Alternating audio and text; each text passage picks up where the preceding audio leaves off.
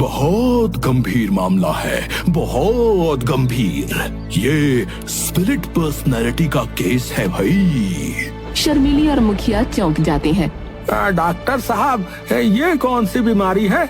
हमने पहले तो कभी नहीं सुनी। आई, तुमने अपरिचित फिल्म नहीं देखी क्या?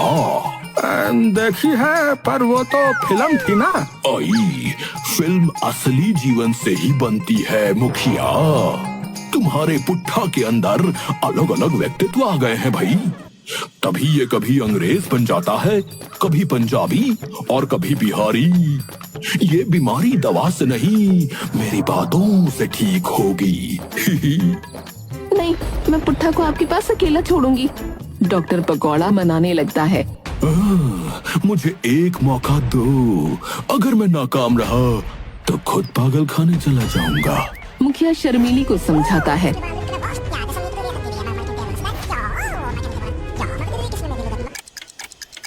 कुछ देर बाद डॉक्टर बात शुरू करता है। तो पुट्ठा जी बताओ, आजकल किसके रोल में हो? पुट्ठा धीरे धीरे सिर उठाता है और अचानक अंग्रेजी लहजे में टूटी फूटी हिंदी बोलने लगता है। मैं जनरल डायर हूँ। तुम कौन हो? तुम वही क्रांतिकारी हो जो इंडियन को भड़काता है? डॉक्टर पकौड़ा की आंखें फटी रह जाती हैं।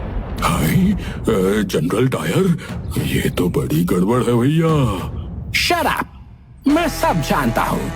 तुम मेरे खिलाफ प्लान बनाते हो। अचानक डॉक्टर पकौड़ा को पकड़ लेता है और पीटने लगता है। अरे छोड़ो,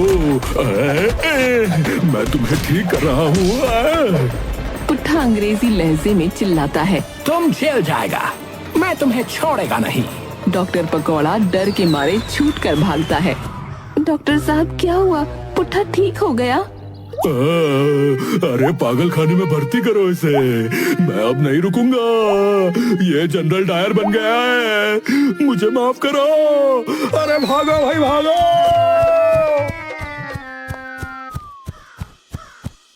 शर्मीली और मुखिया एक दूसरे को देखकर हैरानी में पड़ जाते हैं। शर्मीली और मुखिया डॉक्टर पकौड़ा के भागने के बाद बुरी तरह परेशान है। अब मैं इस मुलक्कड़ पुट्ठे का क्या करूं? पहले तो सिर्फ भूलने की बीमारी थी, अब तो ये अलग अलग भाषाएं भी बोलने लगा है। तभी एक साधु झोली लिए वहां आ जाता है।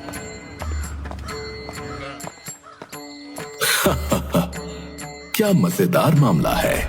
मुखिया चौंक कर साधु की तरफ देखता है।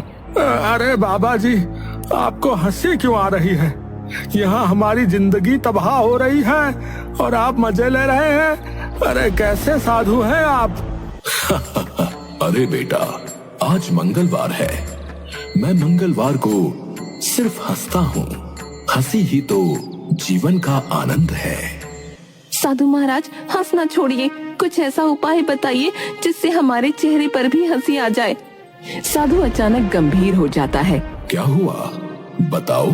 शर्मीली पुट्ठा की सारी हरकतें और डॉक्टर पकौड़ा के भागने की बात बताती है।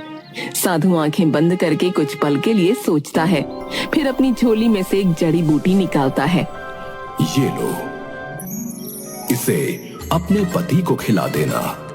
इससे उसका दिमाग शांत हो जाएगा और वो 2-3 दिन गहरी नींद सोएगा। उसका दिमाग थक चुका है और उसे आराम की आवश्यकता है। जब वो सोकर उठेगा तो बिल्कुल ठीक हो जाएगा। मुखिया और शर्मीली साधु को आश्चर्य से देखते हैं। क्या सचमुच ये काम करेगा? विश्वास रखो बेटा, ये जड़ी बूटी चमत्कारी है।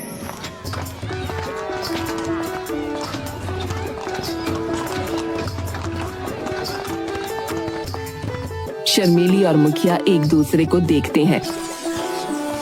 शर्मीली पुट्ठा को बहला फुसला कर घर लाती है। पुट्ठा थोड़ी नखरेबाजी करता है। अरे अब ये नया क्या पकाने जा रही हो? मुझे तो शक जैसा हो रहा है। तुम चुपचाप ही दवा खा लो, ये तुम्हें ताकत देगी। पुट्ठा जड़ी बूटी खा लेता है। कुछ देर में उसकी आंखें भारी होने लगती हैं। अरे अरे अरे ये क्या हो रहा है? मुझे तो नींद से आ रही है। पुट्ठा बिस्तर पर गिर जाता है और गहरी नींद में सो जाता है।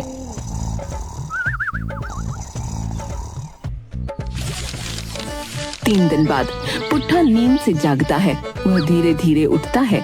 उसका चेहरा सामान्य दिख रहा है। शर्मीली पुट्ठा के पास बैठी है। पुट्ठा, कैसा महसूस हो रहा है? पुट्ठा अपनी आंखें मलता है और इधर उधर देखता है। अरे ये मैं कहाँ हूँ और ये सब क्या हो रहा था? मुझे कुछ याद नहीं आ रहा। शर्मीली खुश हो जाती है और जोर से हंसने लगती है। पुट्ठा, तुम ठीक हो गए। अब तुम्हें भुलक्कड़पन की बीमारी नहीं है। पुट्ठा उसे हैरानी से देखता है। भुलक्कड़ी? मैं भूल जाता था। शर्मीली उसे गले लगाती है। पुट्ठा की हरकतें तो बंद हो गईं, लेकिन आगे पुट्ठा के कारनामे तो इसी तरह बने रहेंगे।